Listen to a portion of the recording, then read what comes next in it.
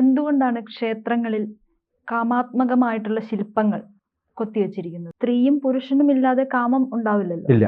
അപ്പൊ സ്ത്രീകളുടെ ആണ് കൂടുതലും ഡിപിക്ട് ചെയ്തിട്ടുള്ളത്, അത് തെറ്റാണ്. സ്ത്രീകളുടെ അല്ല, മിക്കവാറും സ്ഥലത്ത് സ്ത്രീയും പുരുഷനും കാണാം. ഞാൻ ഇപ്പോഴത്തെ വളരെ ചുരുക്കമേ കണ്ടിട്ടുള്ളൂ, അതുകൊണ്ടാണ് എൻ്റെ അറിവ് ഇല്ലായ്മയായിരിക്കാം. പക്ഷെ കൂടുതലും കണ്ടിട്ടുള്ളത് സ്ത്രീകളുടെ. ഈ ഖജരാവോലൊക്കെ പോയി കഴിഞ്ഞാല് ഒരു സ്ത്രീയും 4 പുരുഷന്മാരും ഒക്കെ കൂടെ ചേർന്നിട്ടുള്ളത് കാണാം. തിരിച്ചും കാണാം, ഒരേ പുരുഷനെ 10 സ്ത്രീകൾ കൂടെ ഇരുന്നിട്ട് എങ്ങനെയൊക്കെ സന്തോഷിപ്പിക്കുക എന്നുള്ള പോസ്റ്റേഴ്സ്. ഇതൊക്കെ വളരെ സ്വാഭാവികമാണ്. അപ്പോൾ ഒരു പുരുഷന് ജന്മം കൊടുക്കാവുന്ന എത്ര മക്കളെ ഉണ്ടാക്കാൻ പറ്റുമോ അത്രയും മക്കളെ ഒരു സ്ത്രീക്ക് ഉണ്ടാക്കാൻ പറ്റില്ല. കാരണം സ്ത്രീ ഗർഭപാത്രത്തിൽ എത്തിയിട്ട് എന്തായാലും 1 വർഷമെങ്കിലും, ഒരു 10 മാസമെങ്കിലും ഒരു ഗ്യാപ്പ് ഉണ്ടാവില്ലേ? ആ സമയത്ത് ഒരു പുരുഷന് എത്ര സ്ത്രീകളെ അമ്മയാക്കാൻ പറ്റുമെന്ന് ചോദിച്ചാൽ കുറേ പേര് പറ്റും. ഈ ഒരു റേഷ്യോ നോക്കുമ്പോഴും ആരെയാണ് കൂടുതൽ നമ്മൾ ഡിപിക്റ്റ് ചെയ്യേണ്ടത്? സ്ത്രീകളെയാണ്. ധാർമ്മികമായിട്ടുള്ളൊരു ബോധത്തോടു കൂടി ഇതൊക്കെ കാണാൻ സാധിക്കുമ്പോഴാണ് കാമം, അർത്ഥം, ധർമ്മം കഴിഞ്ഞിട്ട് ഞാൻ എവിടെ എത്താൻ പറ്റുക? മോക്ഷം. ആ മോക്ഷത്തിലെത്തുമ്പോഴാണ് നമുക്ക് ഭഗവാനെ കാണാൻ സാധിക്കുക. ആരാ കൂടുതൽ ഉണ്ടായിട്ടുള്ളവോ? സ്ത്രീകളാണോ പുരുഷന്മാരാണോ? ഇതൊക്കെ ചെയ്തിട്ടുള്ളത് മിക്കവാറും പുരുഷന്മാരാണ്. പക്ഷെ അവരുടെ സങ്കല്പവും കൂടി അതിനകത്ത് ആഡ് ചെയ്തിട്ടുണ്ടാവും. വളരെ സ്വാഭാവികമായിട്ടുള്ളൊരു ഉത്തരമാണത്, അല്ലേ? ഇനി എത്ര സ്ത്രീ ഭഗവാന്മാരും ഭഗവതിമാരും നമുക്കുണ്ടെന്ന് നോക്കിയാൽ ഏറ്റവും കൂടുതൽ സ്ത്രീ ഭഗവതികളാണ്. ഓരോ മലയാളം അക്ഷരത്തിനും ആ ഈ മുതൽ കാക്ക ഗക്ക അവസാനം 56 അക്ഷരങ്ങൾ ചേർത്താലും അതിനൊക്കെ ഭഗവതി സങ്കല്പങ്ങളുണ്ട്.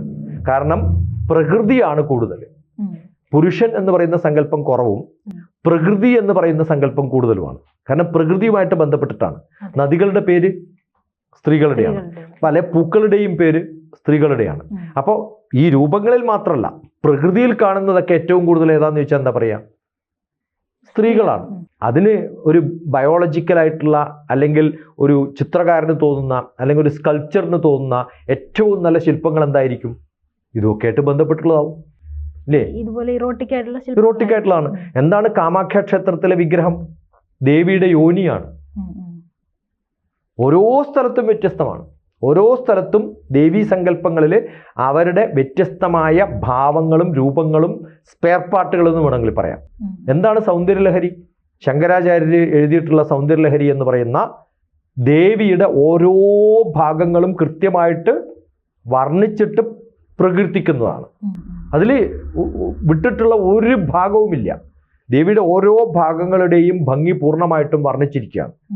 ഇത് ദേവിയുടെ, അത് വായിക്കുന്ന സമയത്ത് അത് ഇറോട്ടിക്കാണെന്ന് തോന്നാം, കാമസങ്കല്പമുള്ളതാണെന്ന് തോന്നാം, സെക്ഷൽ ആണെന്നും തോന്നാം.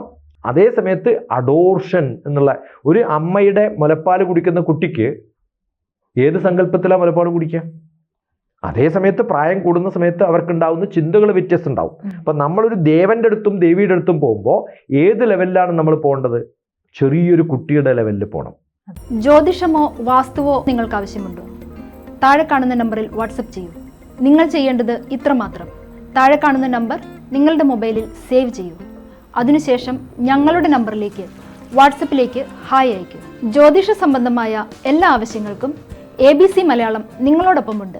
സമ്പൂർണ്ണ ജാതകം, സാധാരണ ജാതകമല്ല, സമ്പൂർണ്ണ ജാതകം.